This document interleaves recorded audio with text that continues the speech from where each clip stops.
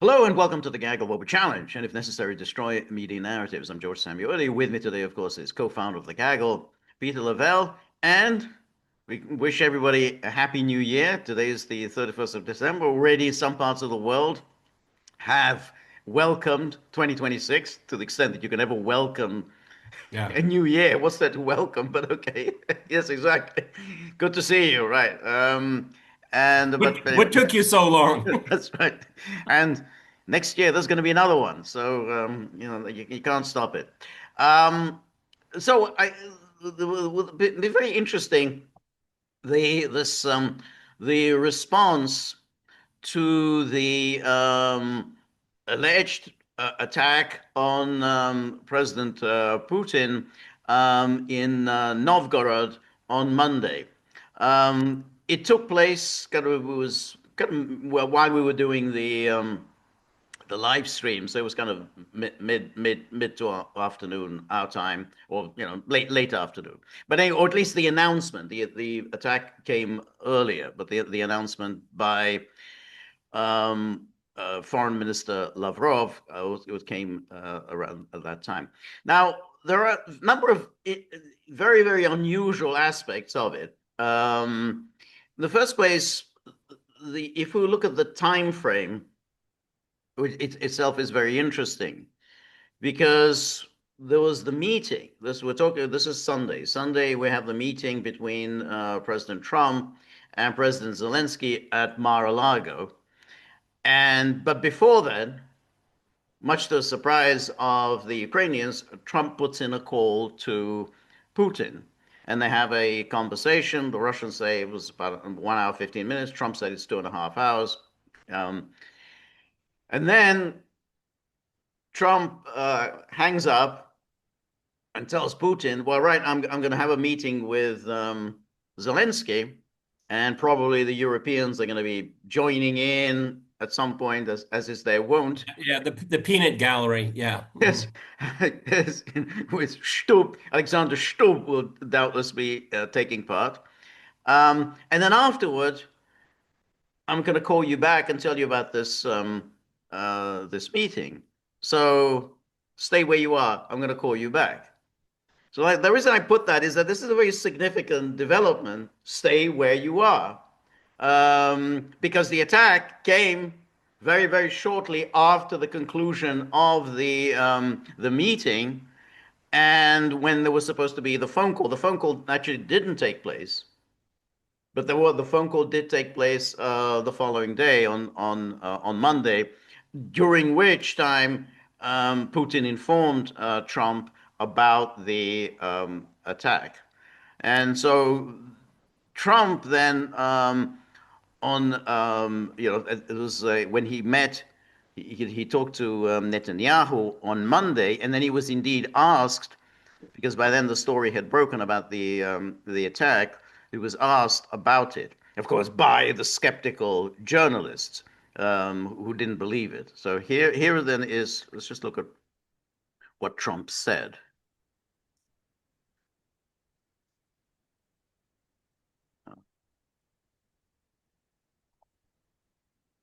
Okay, it's going to be a little hard. All right, let's see. Okay. You know who told me about it? President Putin told me about it. Early in the morning, he said he was attacked. That's no good. Right. You went straight on Putin's residence. Yeah, I don't like it. It's not good. I heard about it this morning. It's no good. Don't forget, the tomahawks. I stopped the tomahawks. I didn't want that because we're talking about, it's a delicate period of time. This is not the right time. It's one thing to be offensive because they're offensive. It's another thing to attack his house. It's not the right time to do any of that, and can't do it. And I learned about it from President Putin today. I was very angry about it. What?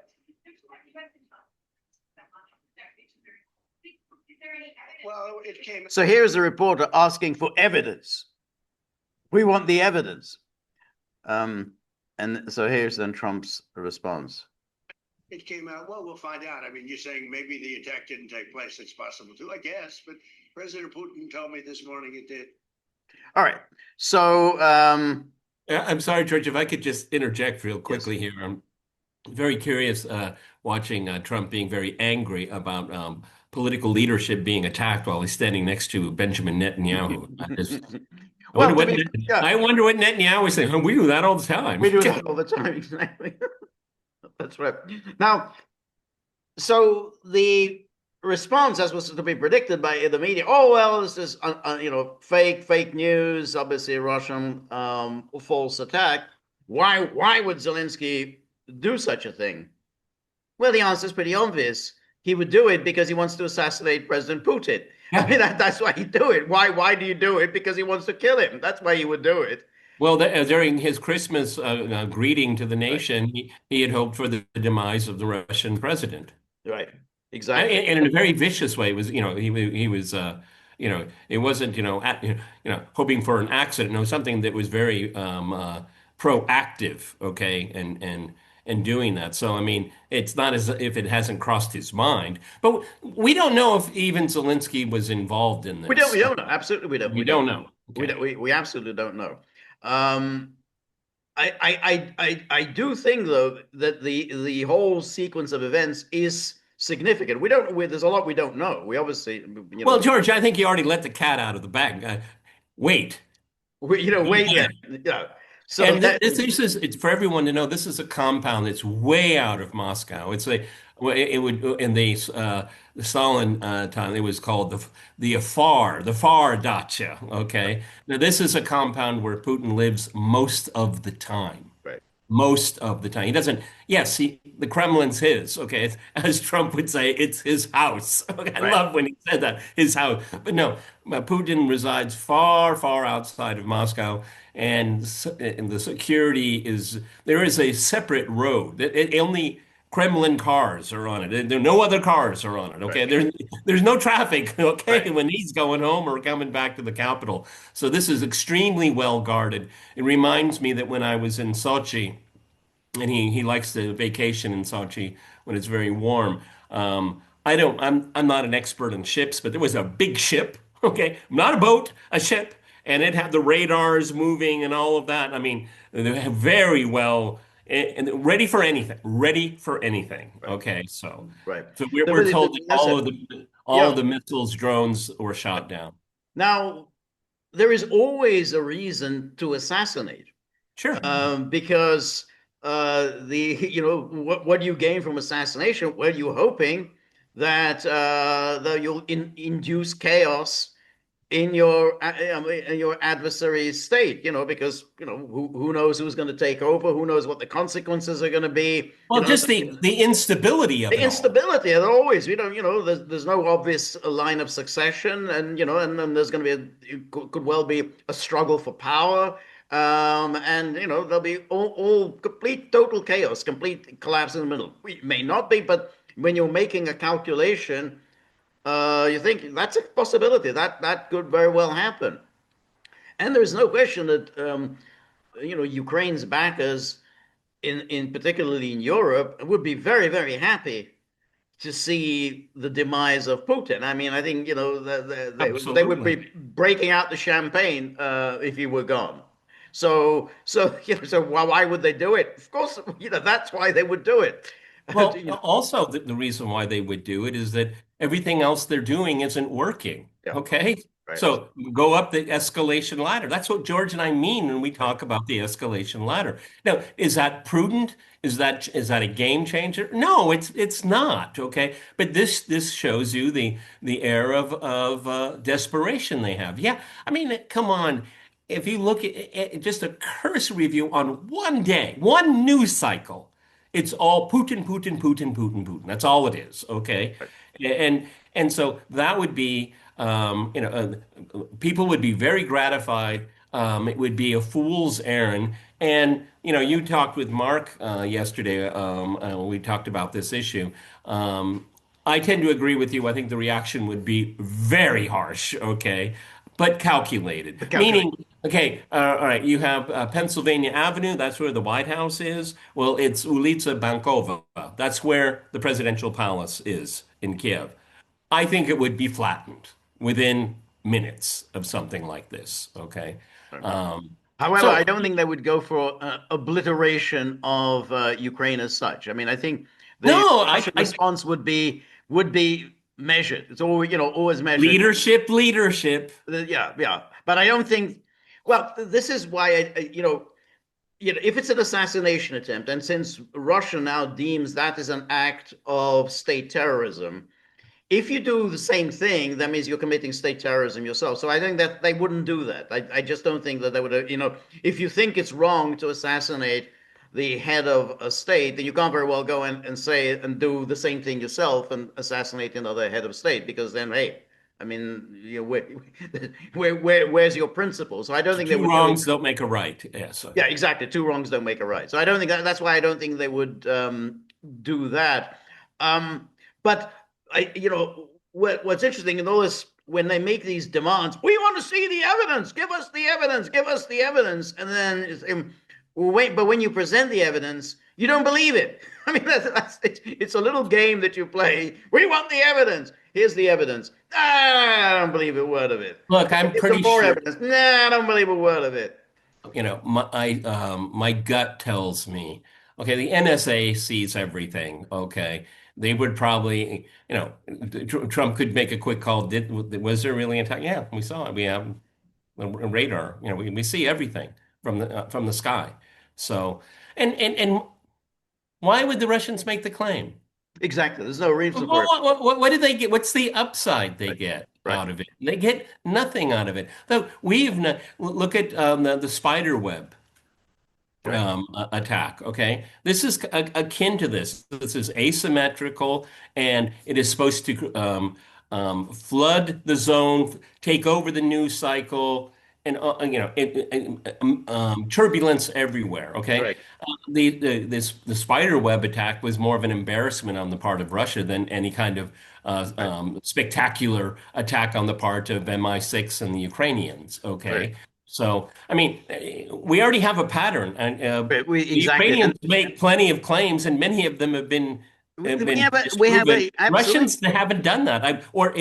Give me an example where they have. Well, Okay, that's exactly the point. We have a pattern here, and that's why all these claims that, well, of course, Ukraine wouldn't do it. You say, well, they already why attacked the wouldn't they? Kremlin with drones, and we'll come to that in a minute. We had just a few months ago. Remember the drone attack on Putin's helicopter? We had it when he was in Kursk, when he was flying out of Kursk. There was sudden a drone attack on his helicopter. So there's already a track record of this. Not to mention the various assassinations that Ukraine has carried out. Number of generals have been carried out. One was Um, what, 10 days ago, less than 10 days ago. exactly, and of course others. We have bloggers, Daria Dugina. I mean, so there's the track record of assassinations.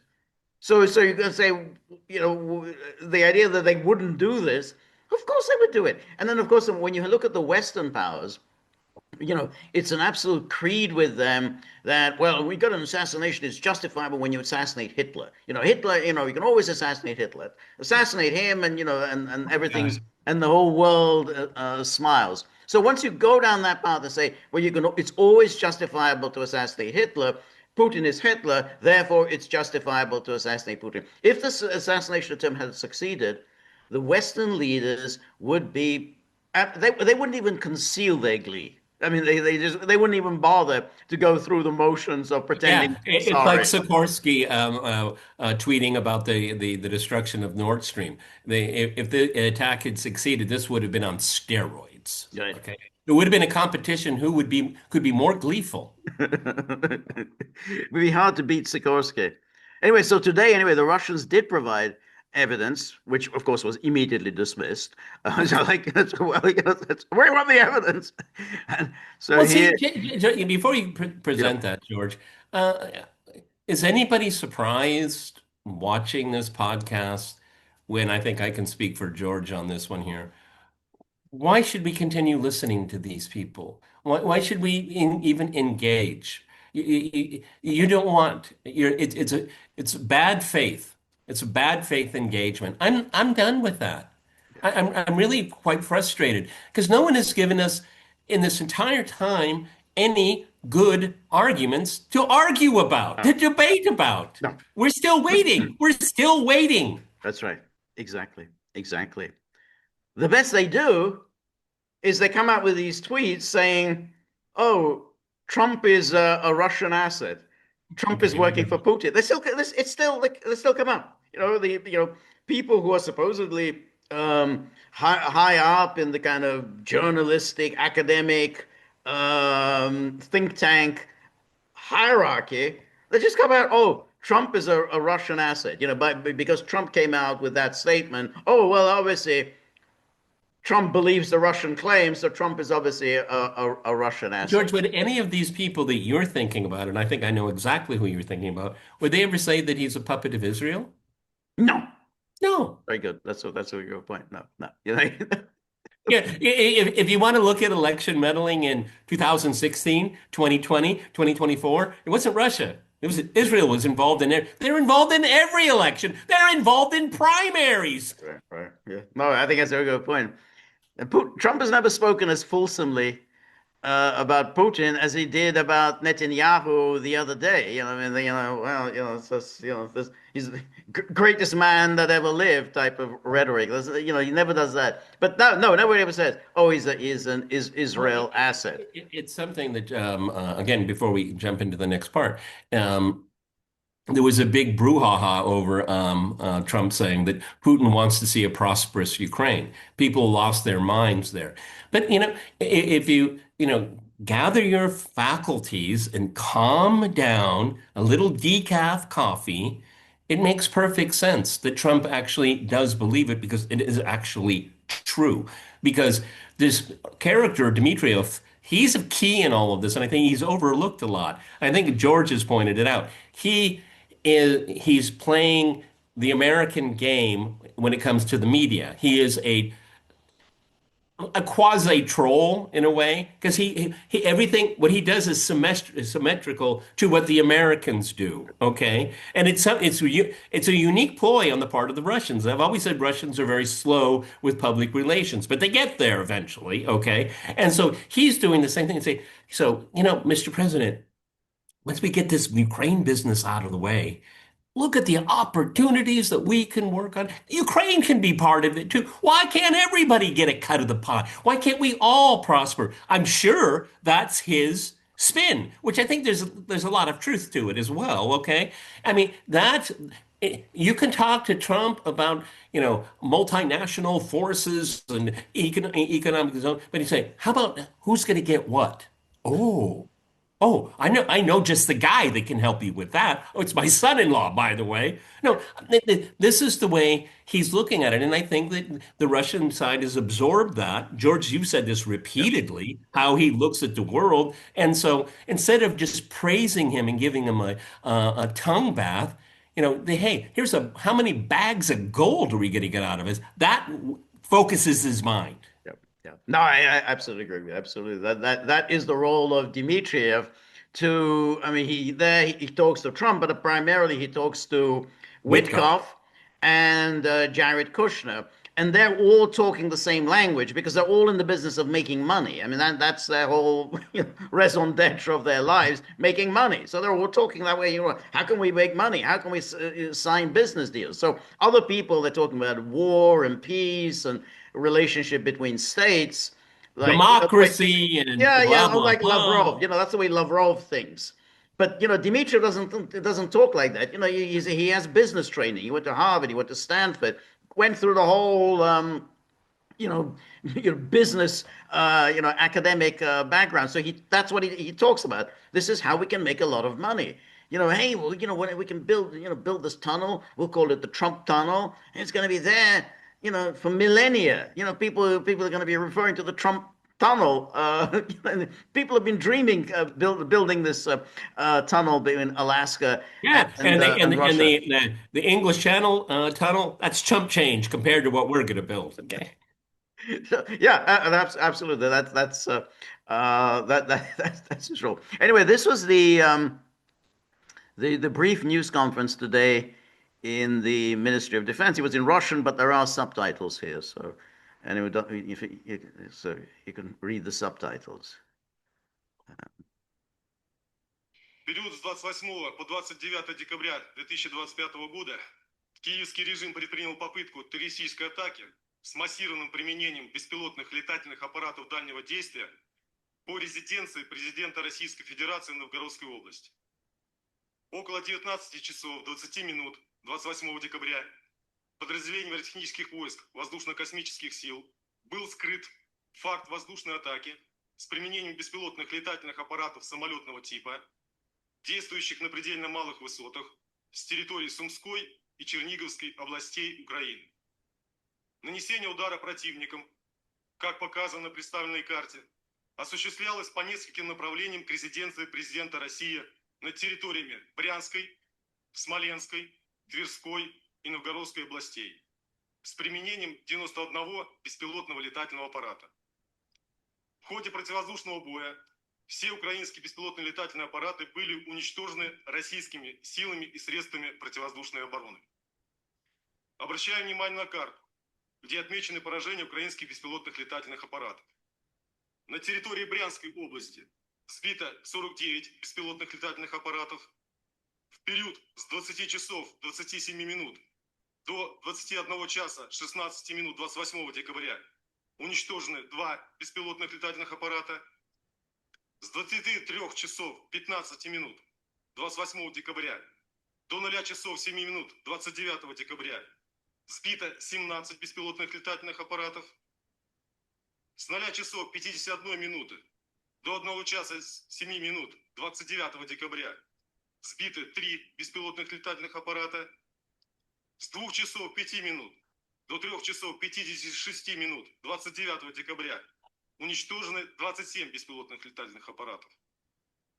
На территории Смоленской области в 1 час 50 минут 29 декабря перехвачен 1 беспилотный летательный аппарат. Now, На территории Новгородской области огнем подразделений зенитно-ракетных войск воздушно-космических сил сбит 41 украинский беспилотный летательный аппарат. С 3 часов 18 минут до 5 часов 1 минуты 29 декабря сбиты 11 беспилотных летательных аппаратов. С 6...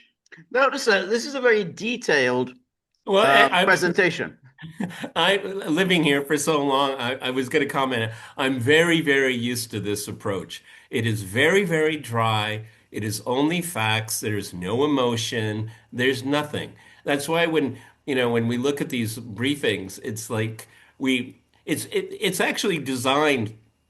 I don't know if they're aware of it, but it's for other military people. So it's not really speaking to us, Right. okay? I mean, if they talk about a brigade, I don't even know how many people are in a brigade, but military people know what Yeah. that means. And they're like, okay. Right. It's really, it's pure military talk, okay? And it really is not fit for our consumption. No, it isn't. But nonetheless, I mean, we get the gist, and that's Yeah, of course we yeah, do. we, I we mean, get yeah, I understand numbers. I yeah, think 14 exactly. were killed, and one was I get it, okay? Yeah. But it's a very, very sanitized, very focused, emotionalist presentation. Always is. Yes. But when you provide these kinds of details, Yeah. then it would be incumbent upon, if you're saying this didn't happen, then tell us, give us the evidence. I mean, if you go out there and present this and this is what happened. These and these were the drones that were shot down between these hours. Okay, show me that this didn't happen. Tell me that that we're just lying. We're making this up. That this is a false flag attack. In Western intelligence services, the United States in particular, that monitors all of these flights, could tell us, no, it didn't happen, and therefore they're lying, and that's why Trump was obviously so sure that obviously it's true, because it's stupid to lie about something it's very easy to refute. I mean, that it doesn't make any sense to put out a lie that we're going to immediately find out is a lie, that's not good, not good for future negotiations. Well, and also from a technical point of view, do the Ukrainians have the capacity to launch something of this No, magnitude? no. And do they have the guidance technology to do it? Well, I would assume no. Who does? Who does? Who's That of course is the very that? that right, Trump has absolutely. to reckon with that. That is the salient So, issue. Yeah, go on. Yeah, well, that who's trying to sabotage who? Who's trying to it, sabotage who? exactly. That's why I started off with, that sequence of events. Stay there. I'm going to call you back after this meeting. Now, I don't for one minute think Trump was involved in this, but nonetheless, No. other people knew about that. Whenever he has a phone call, Trump has a phone call. We know this, that he has a phone call with a foreign leader, particularly if it's Putin. There are about 30 people sitting in On the on line. that phone call. At least 30 people are sitting in on that phone call. Just about everybody in the National Security Council, State Department, everybody is sitting in on that phone call. So those military people, they're all sitting in, and therefore they know exactly what is being, what the sequence of events is supposed to be. I mean, remember that was we knew that from that whole thing with the call with Zelensky, when all the people like Alexander Vindman, was sitting in on that phone call. So absolutely, there would be people who would know about this, and if they wanted to act, they would act. And we know there's a lot of people who are working for Trump who really don't share Trump's vision of this. Часов 20 минут до 7 часов 13 минут. 29 декабря 12 беспилотных летательных аппаратов. А с 7 часов 46 минут до 8 часов 30 минут еще 18 беспилотных летательных аппаратов. В отражении массированного удара над территориями He does have a very military bearing. I mean, when you kind of look at him, he looks very tough. I mean, it's like, I don't know, just this whole demeanor. He looks physically very tough. I mean, it's like, he's not someone you want Yeah, and and then there's certain buildings and people that I meet, and there's really high security. They all look like this guy. to. Right, right. Okay. Yeah, that's right. Yes, he's because again, I was just reminded of Vindman when he was Lieutenant Colonel Vindman. He just didn't have that very military bearing. He just had Well, a he didn't. I mean, okay, short little pudgy guy. I'm yeah, sorry. comfortable double chin. I'm kind of surprised, that you could have active service lieutenant colonels with a double chin. Just Well, at a young age at too. a young age, exactly. Смоленской и Новгородских областей применялись зенитно-ракетные комплексы, мобильные огневые группы и средства радиационной борьбы.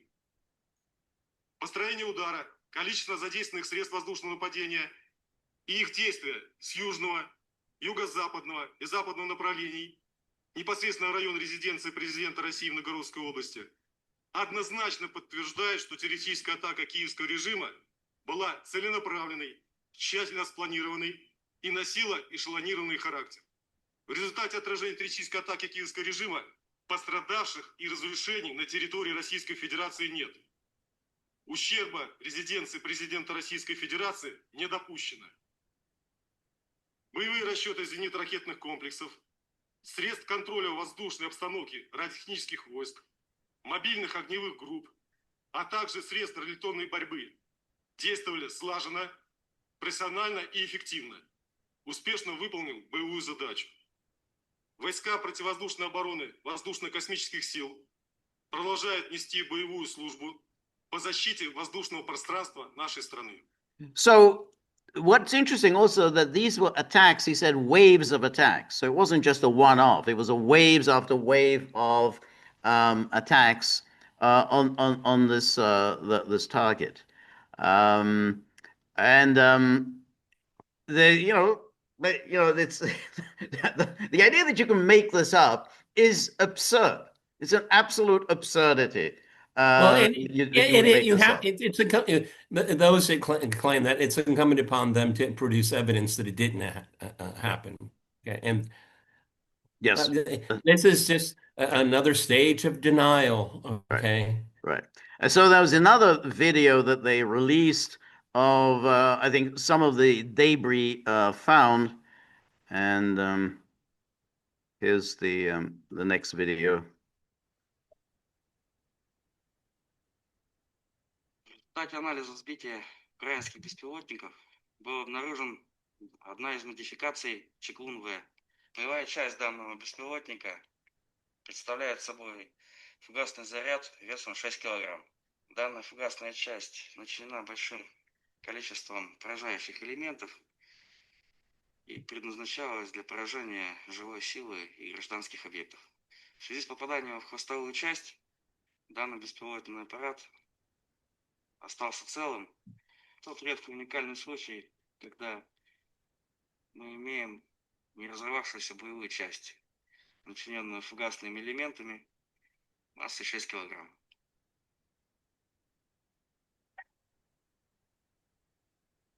Ночь 29 декабря была совершена попытка удара БПЛА самолетного типа по территории прикрываемого объекта. Первые вражеские БПЛА зашли с южного направления, с Тверской области в Новгородскую область. Есть пост. Есть цель уничтожена, расход одна. Цель уничтожена, расход одна. После уничтожения первой волны, вторая волна беспилотников зашла на территорию Новгородской области с западного направления и двигалась курсом на прикрываемый объект. За время налета был уничтожен 41 беспилотный летательный аппарат. Попытка просочиться сквозь боевой порядок и перегрузить нашу оборону оказалась неудачной. Расчет отработал штатно, все цели были уничтожены. Целью атаки беспилотных летательных аппаратов был прикрываемый объект на территории Новгородской области Валдайского района. Цель уничтожена, расход одна. Есть подрыв. Цель уничтожена, расход одна.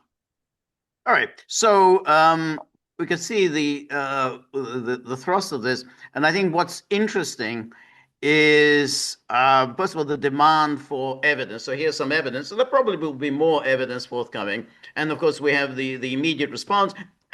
I don't believe a word of it. I don't believe any of this fake videos and fake statements. Well, I mean, you and I have been anticipating this for months. That's right. That's right. No, notice how there's never any demand for evidence when the West makes all kinds of outlandish accusations. The nonsense about the Skripals, which keeps popping up, it's now been, what's it, almost 8 years since then. People bought into the nonsense of the Novichok nonsense almost immediately. The idea of assassinating someone using this method. Was it they put the Novichok on the underside of the door? That's a neat idea because you don't even know who's actually going to touch the door. I mean, somebody leaves the house. How do you know who's going to actually touch the door in order to slam it shut? You don't know. So it's such a ridiculous way of conducting any assassination. And then, of course, the deadliest nerve agent known to man, but apparently had no visible effect on this couple until several hours later. So I mean, the whole thing was so ridiculous. I mean, a child of 6 could have seen that. Hey, this makes absolutely no sense. Yet the media lapped it up and accepted these ludicrous claims about the assassination of Skripal. And when the Russians, if they wanted to kill him, could have killed him years ago when he was in Russian custody. Well, and Bucha as well. Yeah. Okay. Exactly. I mean, this was a catastrophe. This was a massacre. Well, let's present your evidence proving that. No, they won't. I mean, I've seen Russian officials at the United Nations pleading, please release the names of the victims that you claim died. Release their name. Who are they? Right. Okay. And I mean, I don't want to waste a lot of time on it. I mean, it's like a bowl of Fruit Loops. Okay. It just, there's so many holes in it. Right. But George is right. I mean, when they make a claim, they never have any evidence, and Right. then the Russians show evidence. Okay, we'll dispute the evidence. That is not what it is. Oh, Right. that's just a blown up washing machine, is it? Well, prove to me it is. Right. That's right. That's right. And of course, there's all sorts of other cases. I mean, we had you remember the downing of MH17? Yeah, that goes back Mhm. a few years. Never provided any evidence of that, that this was coming from the Russian side. But the media immediately reported and never went to the trouble of, hey, show us some evidence, please. And then, you can just go, so many other cases in the past where Western intelligence agencies would claim, oh, well, here was a massacre, particularly in the wars in the Balkans. And Yeah. the media would just, unquestionably, Look, write it out look, without any evidence for this. the sarin attacks in In Syria. Syria, exactly. Yeah, well, when like Aaron Mate is invited to the United Nations Security Council to present his, who walks away? The British ambassador just gets up and walks out. Right?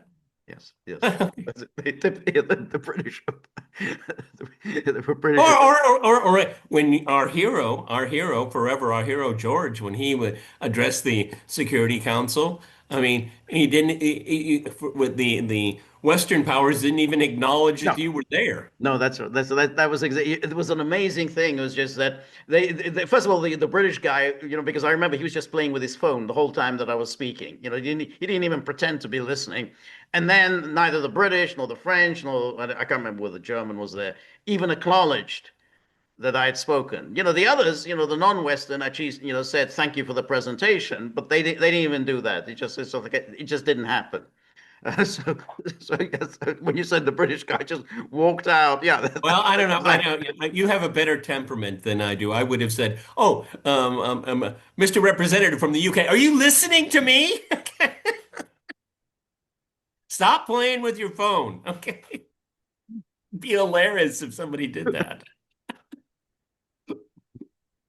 So anyway, as I said, the announcement was presented by Lavrov on Monday, and but before we get to that, I want to show you from May of this year, because just before we say that Ukraine could not possibly ever have contemplated such a terrible, terrible thing as assassinating a foreign leader. Here is the story from this is Dutch television. Putin's helicopter was at epicenter of Ukraine's drone strike. The Russian officer said the drone was detected approaching the flight path of Putin's helicopter and was immediately neutralized by Russian air defense forces. Russian President Putin was allegedly the target of an assassination attempt by Ukraine. Okay, this is May, so it's not that long ago, so 7 months ago. A Russian military officer claimed Putin's helicopter was in the epicenter of a Ukrainian drone strike in the Kursk region on May the 20th. Russians' air defense systems intercepted the drone and destroyed it before it could reach the president's flight path. Then the commander told the news agency that from May the 20th to 22nd, Russia came under a massive drone attack from Ukraine, with the country's air defense destroying as many as 1,170 drones. He said that during Putin's visit to the Kursk region on May the 20th, there was an unprecedented airstrike from Ukraine as air defenses shot down 46 drones. And so I would like to point out that the intensity of the attack significantly increased during the flight of the Supreme Commander-in-Chief's aircraft over the territory of the Kursk region. Therefore, we were simultaneously engaged in an air battle and ensured the safety of the president's helicopter in the airspace. And then the Russian officer claimed that Putin's helicopter was effectively at the epicenter, and he said the drone attack was detected approaching the flight path, and so on. Anyway, that's the thrust of the story. And but here's the Lavrov statement from Monday, and then he says such actions will not go unanswered, and then the armed forces of Russia have already selected targets and the timing for retaliatory strikes. And then, despite the attack, we have no intention to withdraw from the negotiations with the US. However, given the utmost degeneration of the criminal Kiev regime, which has shifted to a policy of state terrorism, Russia's negotiating position will be reviewed. And then here, this was Ushakov when he gave the readout from the second conversation between Trump and Putin, the one that was supposed to have taken place the night before, but didn't. And then here he says, Donald Trump reported on some of the results achieved by Zelensky's team, which are moving precisely in this direction, but which, in our opinion, still leave room for various interpretations by the Kiev authorities in order to avoid fulfilling their obligations. And of course, Vladimir Putin drew the attention of his counterpart to the fact that almost immediately after what the American side considers a successful negotiating round at Mar-a-Lago, the Kiev regime launched a terrorist attack using large-scale long-range drones, an attack on the Russian president's state residence in the Novgorod region. And then we have clearly stated that such reckless terrorist actions will naturally not go unanswered. The US president was shocked by this news, literally outraged. He said he couldn't even imagine such crazy actions, and as stated, this will undoubtedly impact American approaches to working with Zelensky, who, as Trump himself said, thank God the current administration hasn't given tomahawks, which, and we heard him saying that, hey, they were demanding tomahawks. Remember when Zelensky came, that was the meeting in October, and he told, I want the tomahawks. I want the tomahawks. The tomahawks are going to make it. And then there was, as always, a drumbeat within the Twitterverse and among everybody else. Oh, yeah, the tomahawks, they're going to absolutely change everything. And George and I, in real time, we're just shaking our heads. Here we go again. Here we go, Here exactly. we go again. But Trump really, he wasn't going for the tomahawks. I mean, even during that meeting, Zelensky kept bringing up the tomahawks, and Trump wasn't buying. Well, I mean, the what really killed that idea is that these tomahawks can carry a nuclear warhead. Now that is just way and beyond what we would call escalation. The Russians, they're not going to try to get, well, is it conventional or is this you don't play that game, okay? That goes into the apocalyptic thinking, and I think that was conveyed to Trump is that this you're really messing with escalation that you will not be able to control if you make this decision. That's right. That's right. But the British and the Germans, they seem to be quite happy with kind of reckless escalation. Yeah, because the Americans are always good. They expect the Americans to come in and clean up their mess. Yeah, I think so too. And Trump, we're very critical of Trump's foreign policy, but he understands this. Yes, Okay. that's right. Well, I think with Trump, at least I do make a distinction between, I think, here on Russia and Ukraine, where I think he does want to end this, where a difference in other places, I think Trump is acting, I think, foolishly and recklessly I agree. and incomprehensibly. Yeah. I agree. I agree. And so here's Narendra Modi, which is, I think, interesting that Modi issued this statement. And others issued the statement, but in other cases, it wasn't so surprising. I mean, yeah, of course, Maduro would issue a statement of support. The Iranian president would issue a statement of support. Ortega, president of Nicaragua, would issue a support. Yeah, you would expect them to do so. Modi's statement, I thought, was a little surprising. But maybe it's indicative. Yeah, Well. yeah, maybe so. Deeply concerned by reports of the targeting of the residence of the president of the Russian Federation, ongoing diplomatic efforts offer the most viable path toward ending the hostilities and achieving peace. We urge all concerned to remain focused on these efforts and to avoid any actions that could undermine them. This aroused a lot of anger.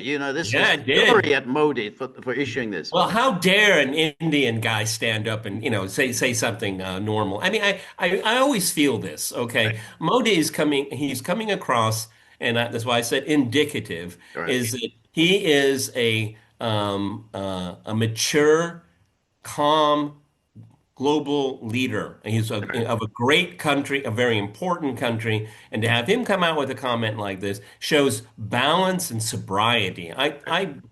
Hat tip to the guy.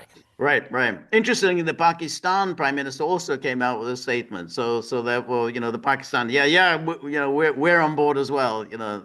So Yeah, well, I just what Modi's comment.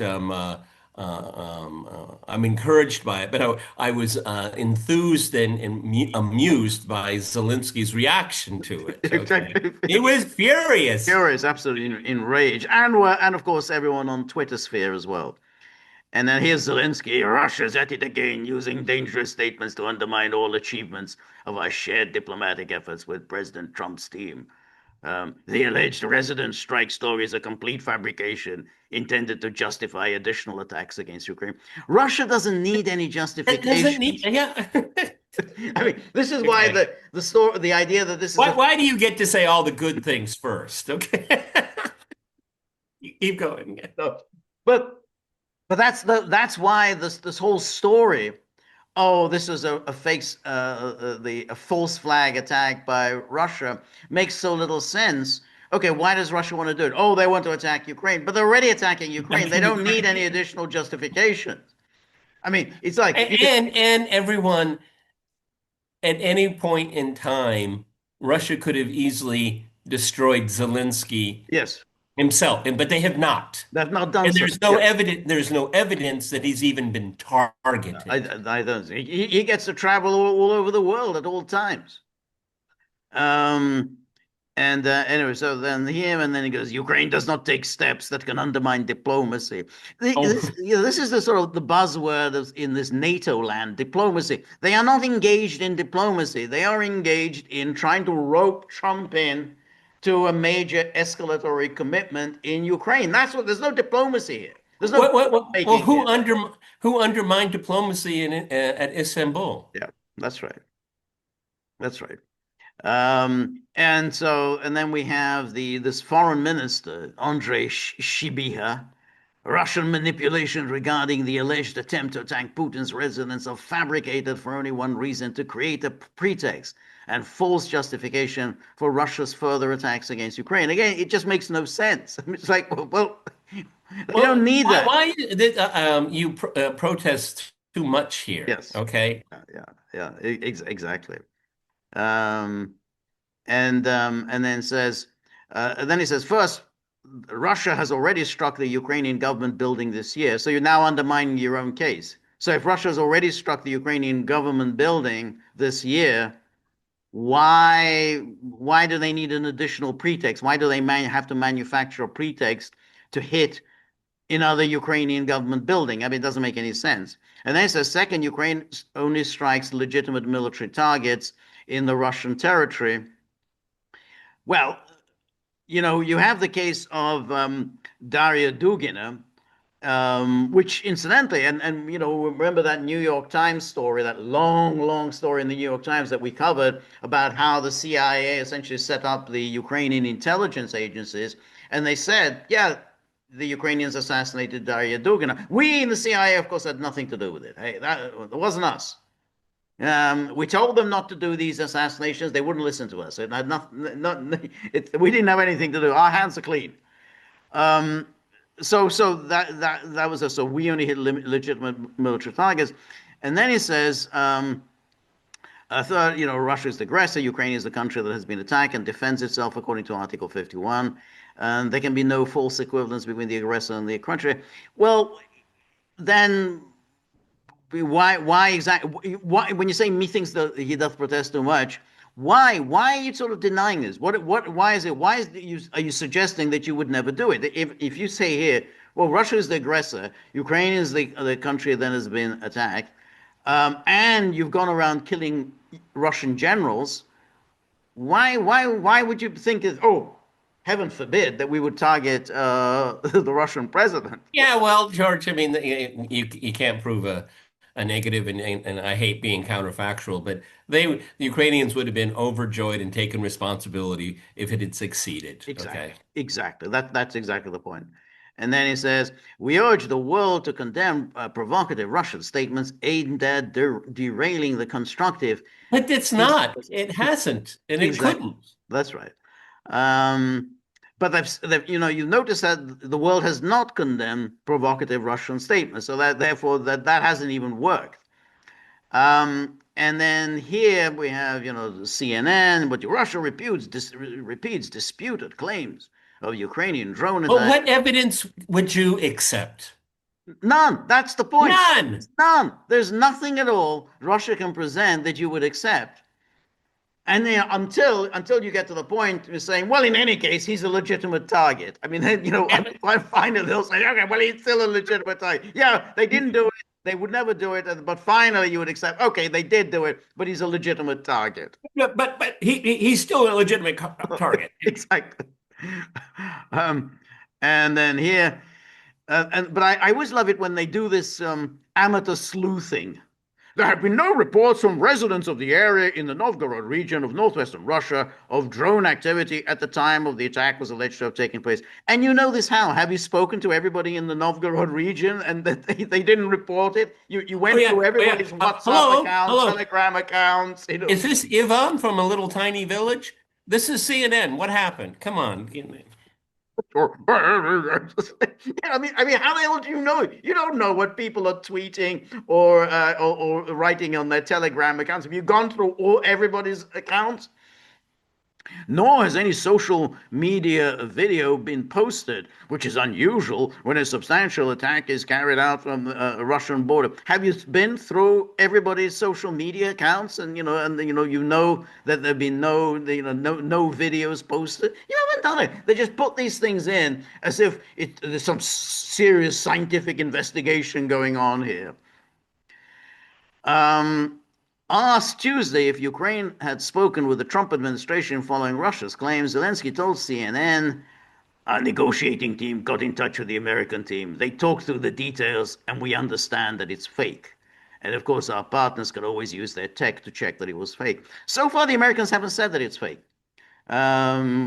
which itself is interesting. That these claims it's fake, this is coming from Ukraine and the media who are repeating Ukraine's claims. I haven't heard anything from Starmer or Merz or Macron saying that it's fake.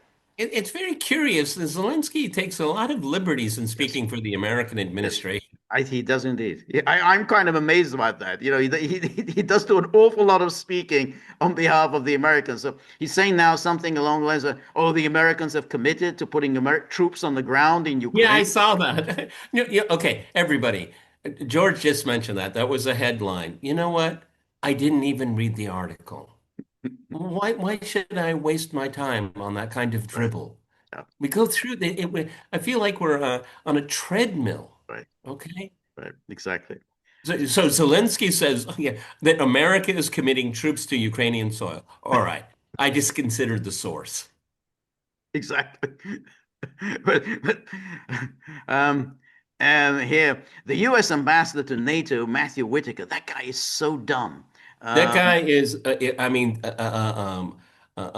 plywood is more intelligent than this guy because this guy has a brain made of cork. And I don't know why he humiliates himself. He knows nothing about foreign policy. He's a cop, is basically what he is. That's right. And law enforcement guy. That's right. It's very, very strange how he got this job because he was a DOJ guy. I think it was actually. Yeah, he's a DOJ guy. Yeah. But and he got really lucky because he was a temporary, this or that. I mean, he never made it to the top, but had a temporary position, and Fox News liked him, and so he had this career. That's why he has this job because he appeared on Fox News. That's right. That's right. And you're right, he didn't get a job. They staffed up the DOJ, and there wasn't a position for him. He didn't get the attorney general job. They got the Pam Bondi. He didn't get the number 2 job at the DOJ. He didn't get any of the various DOJ divisions. He didn't even get any of that. So they packed him off. What's the least important? Well, no, and then he gets sloppy seconds because he knows how Trump feels about NATO. Exactly. That's what's the least important job you can think of? How about U.S. ambassador? Oh yeah, okay, we'll send him there. He embarrasses himself every time he speaks. That's right. He doesn't. Yeah. He's out of his depth. Right. Okay. Right. U.S. Ambassador NATO Matthew Whitaker cast doubt on Russia's claims of a drone attack in an interview with Fox Business on Tuesday. Quote, it's unclear whether it actually happened. We're going to get to the bottom of the intelligence. So basically, no one has even briefed him. So he's just shooting his mouth off at Fox News, without even having a briefing. Yeah, which itself tells you he's the ambassador to NATO. He doesn't even get an intelligence briefing. Earlier Tuesday, a source close to French President Emmanuel Macron. Ooh, who is the source close to him? It's like you kind of wonder, how did you get a source close to him? Or it could just be Macron It himself. could be a Macron, but it could be just his waiter, the person who brings him his supper. I do his dry cleaning. Okay, yeah. Exactly. Well, he's close. I mean, you're quite close. You see him every day. Not everybody sees Macron every day. Said that, quote, there is no solid evidence to corroborate the serious accusations made by the Russian authorities, even after cross-checking information with our partners. Have you done that? Have you done the cross-checking with your Well, I partners? I mean, mean, the source close to Macron. why do you say there is no solid evidence? There's no evidence. Right. Oh, there could be weak evidence. Okay. Exactly. Flimsy That's a evidence. good point picking up on that, the solid. That's right, exactly. Because of course, since you don't believe any of the evidence, then you will say none of it is solid. And then here's Words. Wait, this is like the gaggle word podcast because we pay attention to the punctuation. That's right, Okay. exactly. No, absolutely. And here's the Guardian explainer. Did Ukraine target Putin's residence, or is Russian claim a ploy to sway Trump? And then here we have what evidence has Moscow provided? Absolutely none.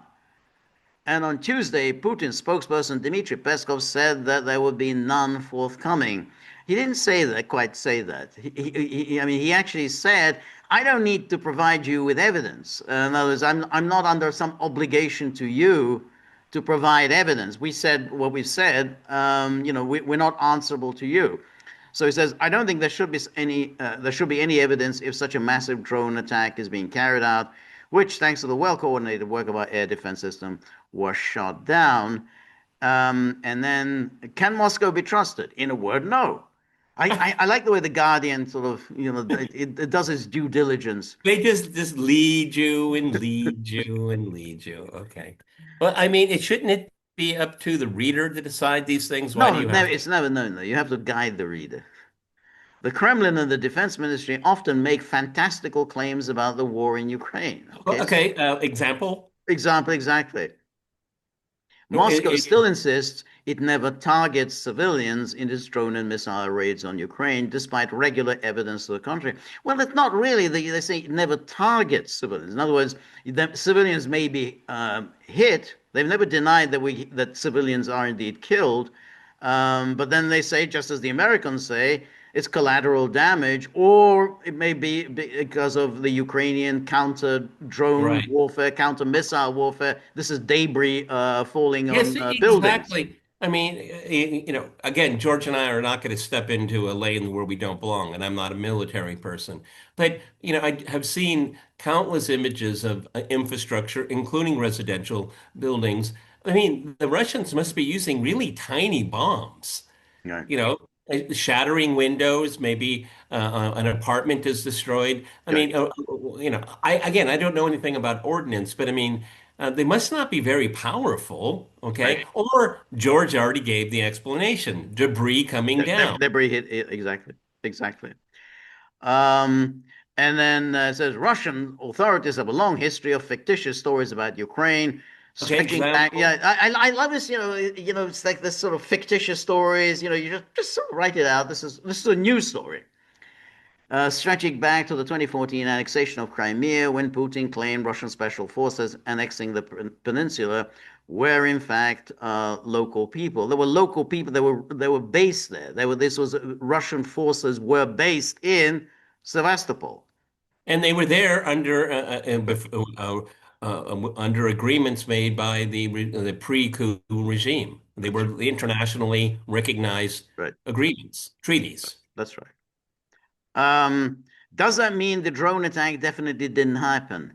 It's hard to say for sure. Ukraine certainly has a history of carrying out strikes deep inside Russia, including assassinations of military figures, drone attacks on oil refineries, and most spectacularly, Operation Spiderweb, in which camouflage drones launched from trucks destroyed numerous Russian strategic bombers deep inside Russia.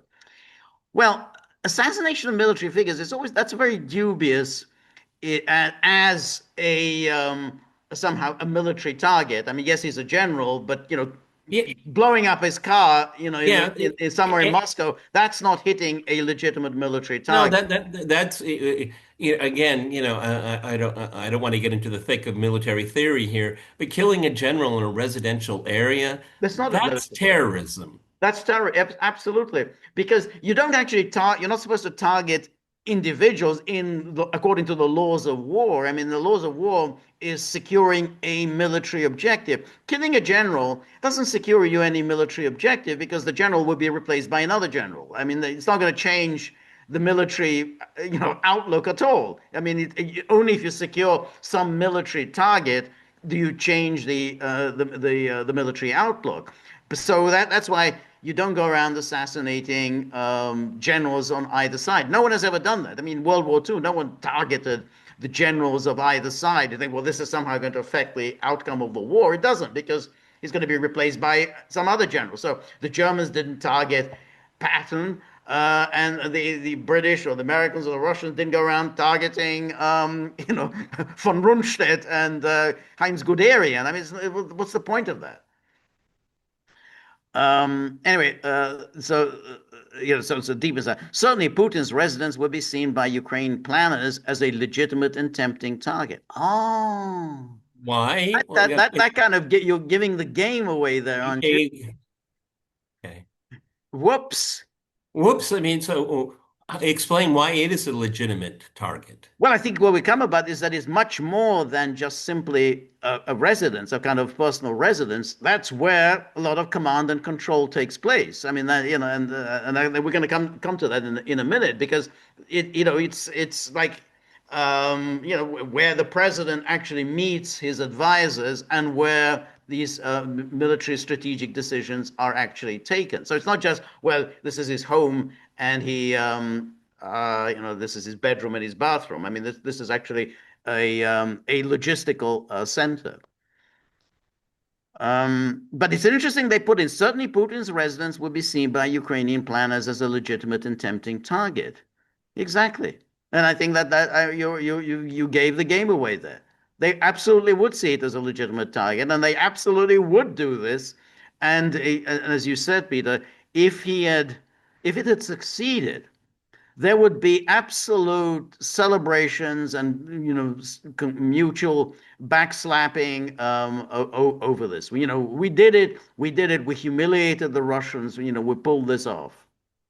See, George just said it.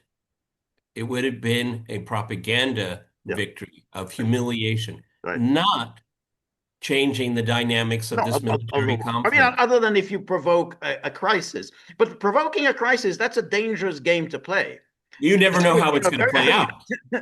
Because you don't know what the outcome of a crisis, how the crisis will be resolved. Probably not very well, not to your advantage. So always be careful what you wish for.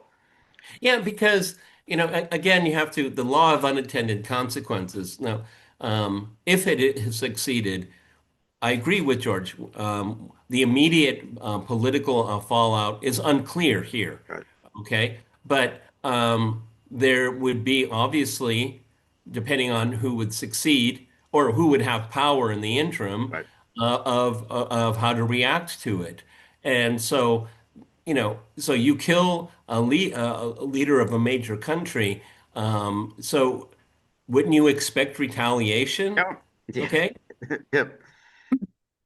And Okay. And if you can do it, then the other side is off the hook now. Yeah. Exactly.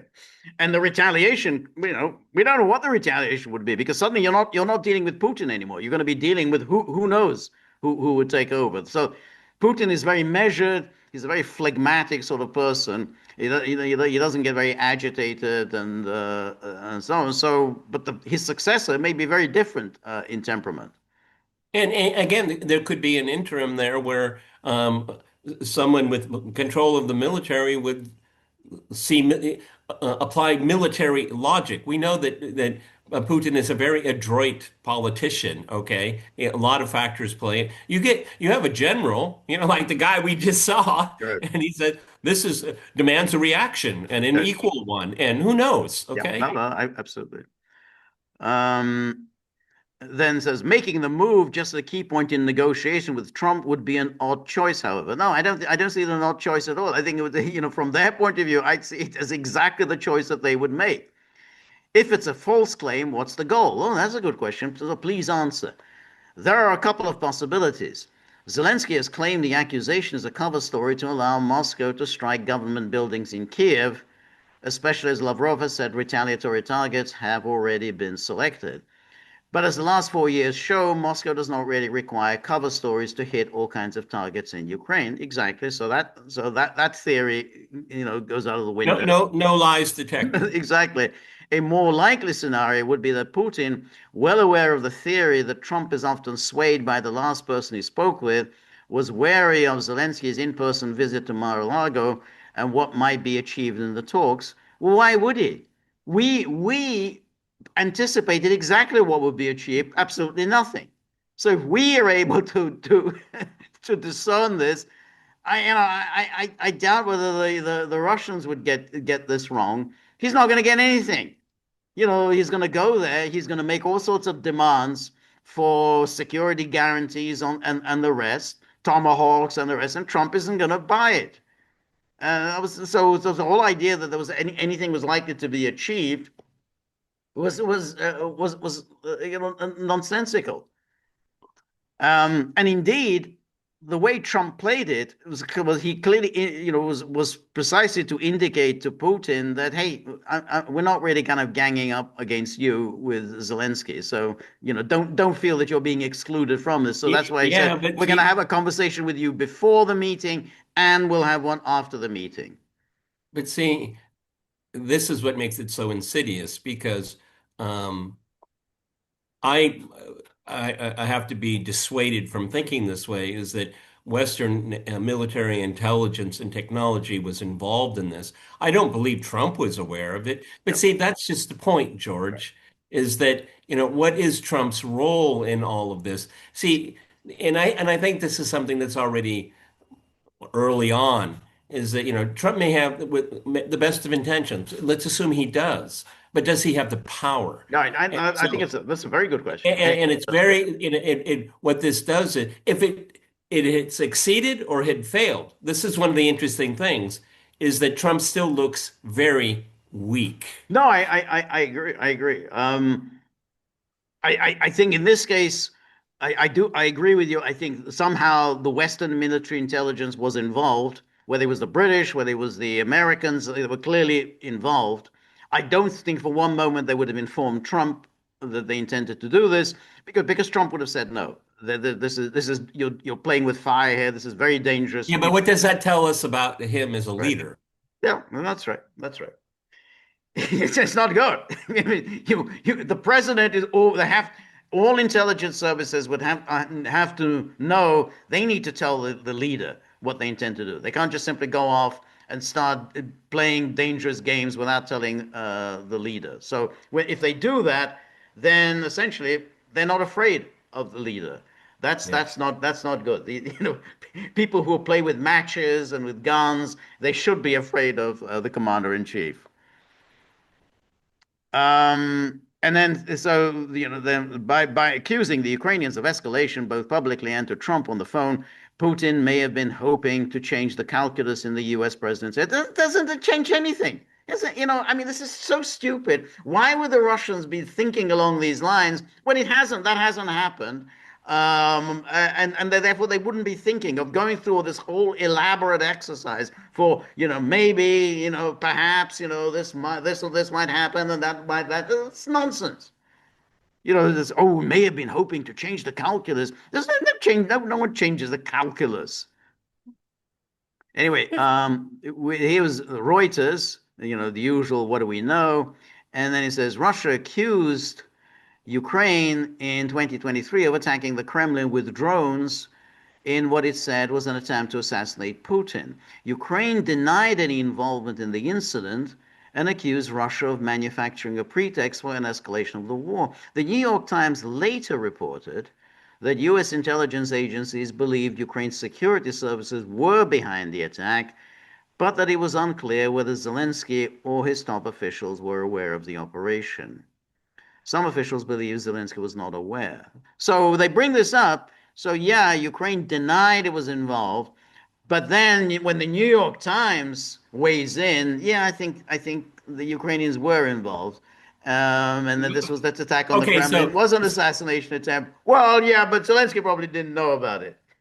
so the Russians attacked their own infrastructure. Okay, that's pretty hard to sell. Okay, Yep. and so all right, then if the Russians didn't do it, then I wonder who would. Mm-hmm.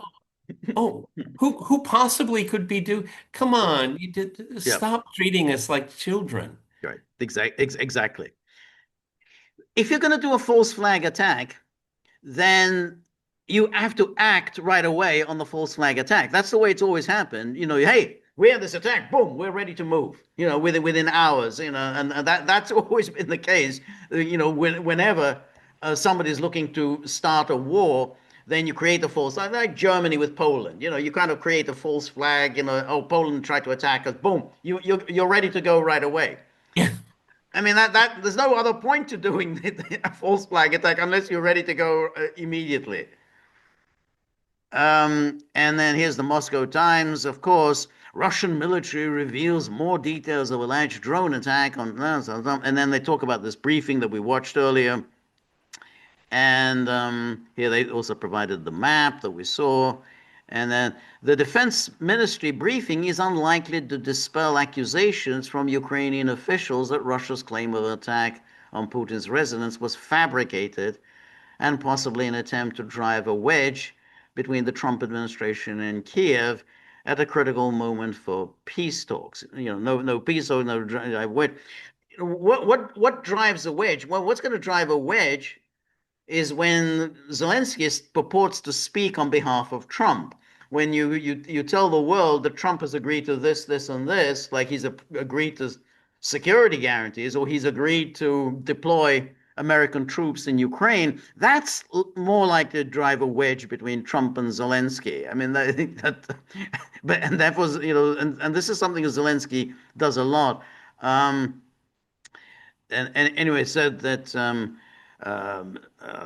this is, but now this was very interesting. Now, Arestovich, whom we spoke about before, he was a guy who used to work for Zelensky, and he was involved in the Istanbul negotiations. And he was the one who, and we covered this extensively, he's the one who said, hey, I couldn't believe the Russians were making all these concessions. We thought we had a deal. We were already ready to break out the champagne. So good was this deal. And then suddenly the deal was scotched, by Boris Johnson. So Arestovich, he's not, he's a smart guy.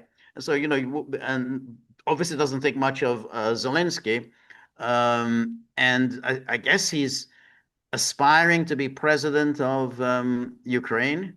He would certainly be a leader that the Russians could work with. I mean, if he were to become president. He's an operator. Okay. Yeah, he's an operator, but he's a smart guy. Yep. Anyway, Yep. yeah, he says here that this is Arestovich. This is the transcript of his video. He issued a short video, so this is a transcript of it. I heard the video, so this is an English transcript. According to Western sources, there was a strike. I'm not saying this, they're saying this. Secondly, it wasn't just a residence, it was a special Russian facility designed to command and control the Russian armed forces in the event of a nuclear war. So in terms of significance, it's like someone attacking Air Force One, the US presidential plane. It's a special facility, an entire city with outdoor structures underground structures, and all sorts of communication hubs. That's him, Arestovich, delivering this little short video. And according to Western sources, drones were flying.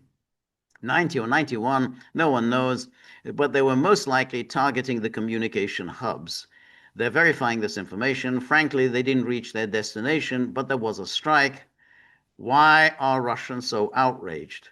Well, because it was a strike on the command center of the nuclear triad and the Russian armed forces in general during a special period during a large-scale war. That is, this is an attack on the Holy of Holies, and according to Russian nuclear doctrine and the nuclear doctrine of any state possessing nuclear weapons, this is grounds for a nuclear response. Russia will not strike Kiev with tactical nuclear weapons. This would be a sharp escalation, a change in the entire international framework. They won't agree to that, but the Oreshnik missile could land. I think it's almost 100% certain that the ballistic missiles will hit the decision-making center.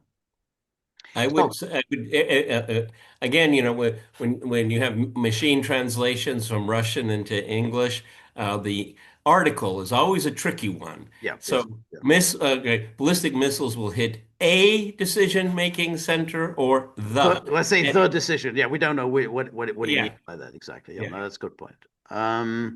Anyway, I think it was worth looking at. First of all, he says, yeah, the attack took place. He's he doesn't doubt that. He says this is a serious business, and it wasn't just hey they hit his bedroom and bathroom. This is a decision-making center. And even the Guardian kind of said that, yeah, absolutely, they would see that as a legitimate target. So all of these ridiculous protests, oh, it didn't happen. The Russians just made it up. Hey, so that you kind of there's a large case that is now being made here, but they're gonna keep denying it. Whatever you say, no. We want evidence. We want the evidence. This is an absolutely disgusting little game. Western media have been playing this for years. They're going to keep denying this, and then this is this is how they will always play this until it succeeds, and then of course they'll say Until it succeeds, exactly. Until it succeeds, and okay. yeah. Again, in reflecting upon our very hard work on this Right. this conflict Right. here, how many times, George, have my default position in ending one of our podcasts or one of my programs is that I always say, "Are you worried about escalation, a black swan?" Right. Well, What we talk exactly. it keeps happening. It keeps happening. Yeah. Yep. Yeah, absolutely. I just, as we sign off here, finally for the year, I find it really distressing how dishonest the West's approach to this conflict is not because I'm mimicking Donald Trump, because I said this way before, this is a conflict that never should have happened. It was provoked, Mhm. with deadly consequences for everyone involved. And this this idea, kind of moralistic blinding that these people experience. I think one of the reasons why they don't want this resolved because they don't want that once it's resolved one way or another, there's going to be accountability and responsibility. Yeah. And these people of power get off usually pretty well. I'm talking about their legacy, okay? Or is anyone going to go to prison for this? No. Probably not, okay? Are they going to look very carefully at the cash flows going to Ukraine and coming back? I call it the Hunter Biden model. No, they probably won't do No, that. it's not going to resolve because the tendencies within Europe are so favorable to the people who have been leading this war that they want to continue. I mean, Ursula von der Leyen has kind of become this dictator of Europe, this totally, unelected figure. She kind of sees herself as the dictator of Europe. She has no interest in anything other than fighting this war against Russia. She's a None. war leader, She's a George. war She's a leader. war She's leader. the war See, leader. you see how these people work? Oh, history is calling on me. Everyone's, what is searching their inner Churchill, Yeah, okay? And right. that forgives everything else they do. They Exactly. wreck the economy. Yeah, They bring in censorship. right. They ban political parties. They Right. imprison politicians and anyone that disagrees with them. But because I'm a war leader. That's right. That's right. Yeah, This gives them a dispensation yeah. That's right. to That's right. do anything they want, That's right. and they like it. That's right. War leader, and they want to go for a serious war. They want a real war. I mean, they're waiting 2030. That's the plan. They're going to spend the next 5 years preparing for war. And in a way, I mean, we kind of foresaw this, that essentially at some point they're going to get directly involved in it. I mean, at the stage when they think Russia has been sufficiently weakened, that's the moment to strike. So absolutely, this is the plan here, that eventually 2030, by which time the war would have been gone on for 8 years, that's the moment when NATO will think about getting And directly involved. and something that I think only George and I have talked about, and I'm going to bring it up again because I think it's becoming prescient. This attack, well, it didn't succeed, but they will learn about Yeah. what didn't succeed Yes. because George and I are only two in this space Right. talking about this. Right. George is absolutely right. At a certain point, not that they will get involved directly, they will attack Russia directly. Right. Right. Okay? Right. It's like, see, Ukraine is the cover all of the time. Right. Yeah. And so, yeah, these geniuses, oh, the economy is a bit jittery right now. Right. This price is here, this price is that. They'll have their little spreadsheet. Like, this is the time. Right. Let's do it. Yep. Yeah. Yeah. I'm serious. Exactly. No, that's right. That's exactly right. And by then, by 2030, they will have sufficiently whipped up the public into a kind of further anti-Russian hysteria, and have convinced them that somehow Russia poses an existential threat, and it's now or never. Oh, hey, we're all going to be speaking Russian within And five that years. perfectly, what George just said is perfectly explained why the Europeans want the Ukrainian war to go on. It's their window Yeah, of opportunity. And we have to make sure the Ukrainians hang on because we have our own things that we're going to do, that's right. and they have their grand visions of grandiose visions of their own greatness, Yeah. and that's why we have to hang on. The Ukrainians got to hang Hang on. on. We're And the coming. way, exactly. And the way to do it is by putting forward proposals that are going to be rejected. That's the whole point. These proposals will be rejected. They know, the Russians have already said these 20-point plan, it's rubbish. We're not buying into it. And yet they keep pushing it. Oh, we're very close to peace. We're very close to peace. They've told you, the Russians told you, no. This is nowhere near to addressing our concerns. Oh, we're close to peace. So you have to fool the public by keep talking about peace. These are peace negotiations. Those are peace talks that are taking place.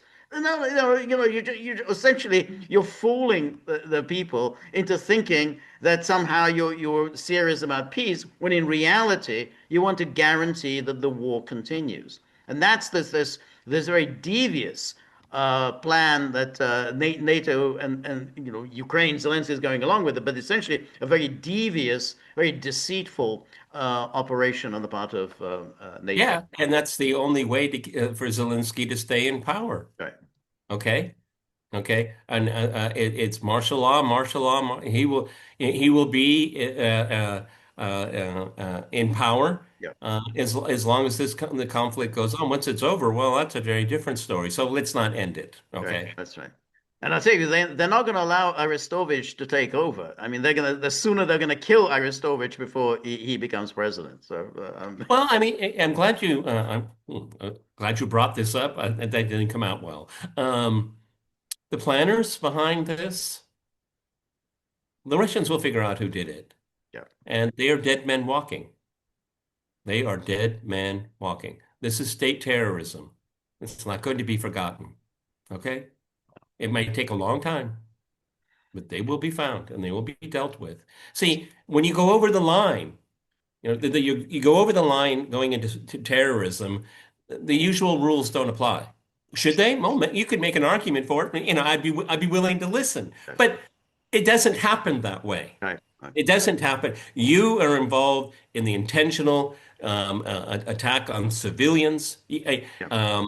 infrastructure like this, using you could make an argument it's a military target, but it's also a residence, okay? And so when you're on the receiving end of it, you're going to interpret it the way you want to interpret it because you've decided to go beyond the bounds of law, That's right. of normal behavior, and then, and it's understood on both sides, okay? It's not like, Yeah, yeah.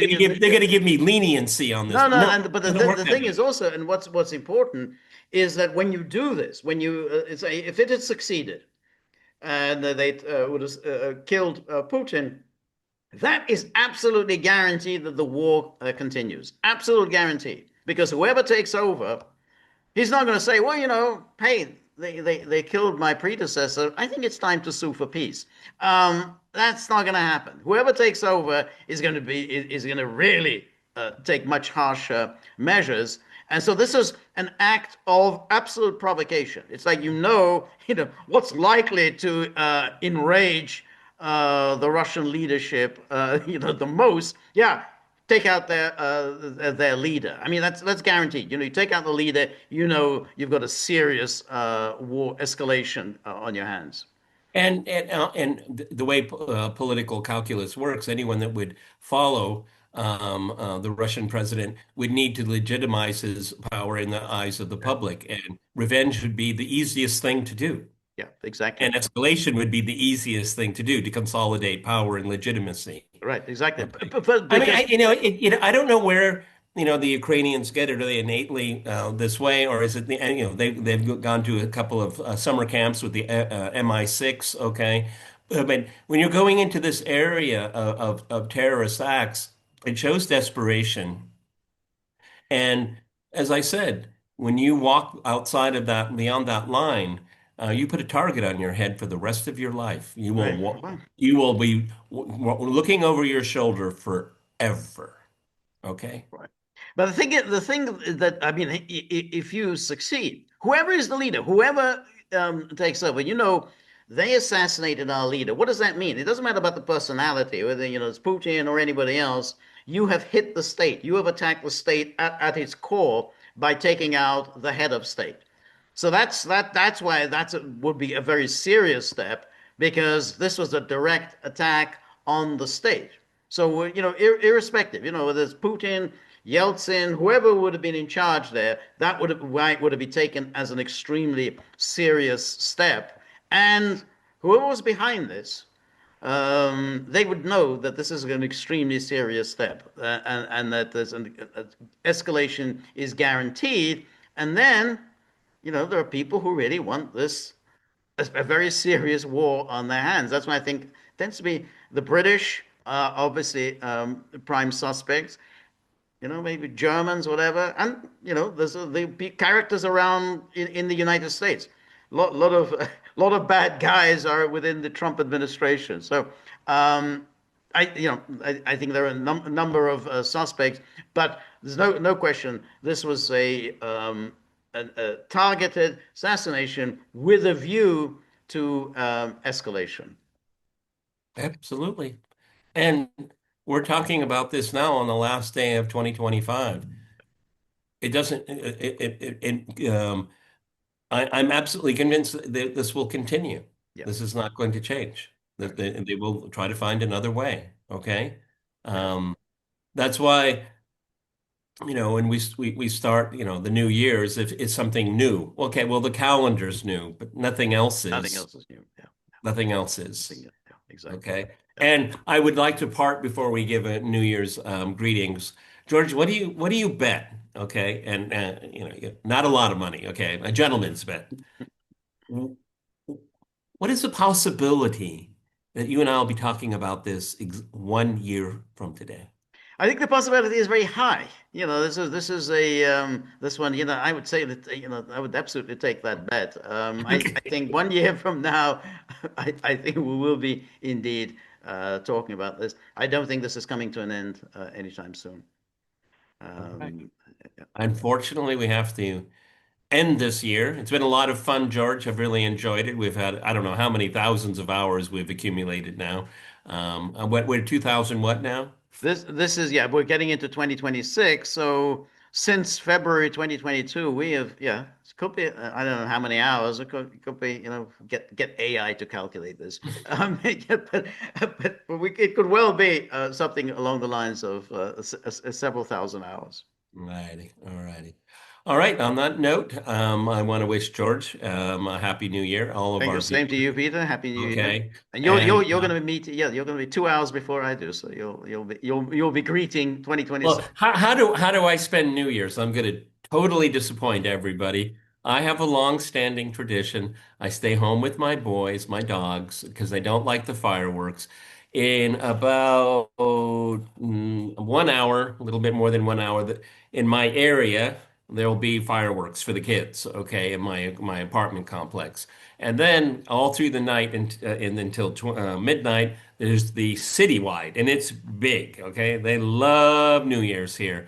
And so it's very noisy. My dogs get very, very nervous, and I'm not much of a drinker. And so I will stay at home and fend off New Year's greetings on my phone.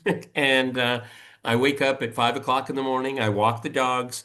I make myself a very hearty breakfast. I always want to start the new calendar year refreshed, sober, and focused. And ready to go. Yep. No, that's very good. I don't think I'm going to be doing a great deal very much. I always struck me as a kind of a big non-event New Year's. I You just know, it's just I never the I never calendar at the, you want me yeah to jump up and down exactly. because Yeah, exactly. And even, when you go to a New Year's Eve party, it always seems underwhelming. Oh, well, we've got to get the champagne out, everything.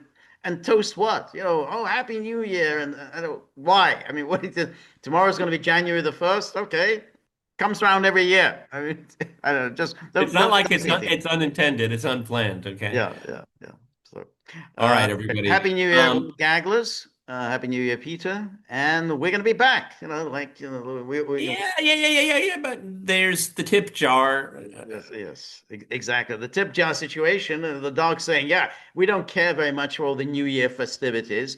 But another thing we don't care very much for is when the tip jar continues to stay in the same position. It's not going to A moving state of emptiness. Yes, exactly. Stasis. They don't particularly like that. So, in order to get the year off to a bright and booming start, please, anything you've got, whatever you haven't spent in 2025, straight into the tip jar. In the spirit of renewal and all good things. Please, anything into the tip jar. The dogs, if they could, if they were in a mood to, they would say thank you.